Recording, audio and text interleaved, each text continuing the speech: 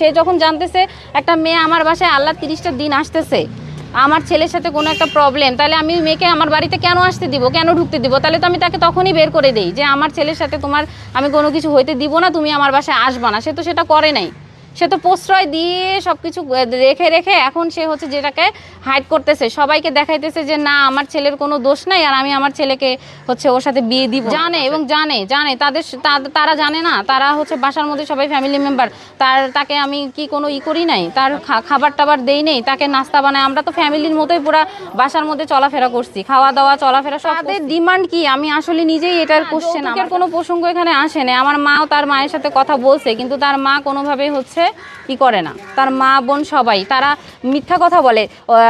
এখন কল রেকর্ডগুলো শুনলেই বলবেন মানে কথা বারবার ঘুরায় যে হচ্ছে না বিয়ে হচ্ছে তোমাকে করতে চায়নি, তোমার সাথে সম্পর্ক ছিল না, এটা মিথ্যা। তার এলাকার সবাই জানে, তার বিল্ডিং, এই বিল্ডিং পুরাতন বিল্ডিং, তার নানার বিল্ডিংয়ের বাড়ির প্রত্যেকটা মানুষ জানে, আমাকে চেনে। আমি যদি এখনই হচ্ছে সবার সাথে কথা বলি আমাকে এক নামে তার কালকে গায়ে হলুদ হয়েছে, সে ছবি আপলোড দেখে আমি হচ্ছে সাথে সাথে ওখানে ইনফর্ম হয়ে আমি তার বাসার সামনে আসছি। পরবর্তীতে তার বাসার ভিতরে তো আমি এখনো যাইনি, আমি তো এখন হচ্ছে এখানে, আমি তার বাসার সামনে ইয়েতে আছি, তার বাসা থেকে ফোন ধরেনি।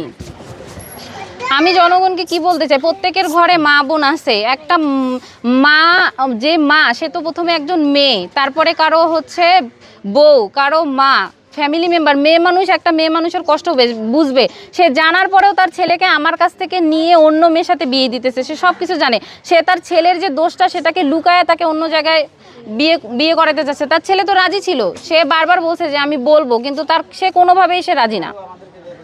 আমি অবশ্যই প্রশাসনের কাছে যাব, কেন যাব না? সে কেন হচ্ছে আমার সাথে কোনো কিছু না করে অন্য কাউকে কিভাবে সে বিয়ে করতে পারে?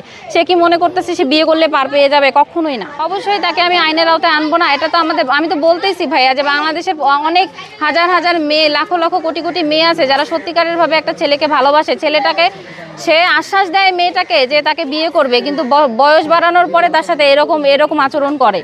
ঠিক আছে, আচরণ করে বলতে তাকে দোহাই দেয়। সে তো রিয়ালিভাবে আমাকে ভালোবাসে, তার ভালোবাসার মধ্যে তো আমি কখনো পাই নাই, কিন্তু সে বারবার তার গার্জিয়ানদের কথা বলে, তার মা বোনের কথা বারবার বলে যে আমার ফ্যামিলি যদি না করে আমি তোমাকে করতে পারবো না।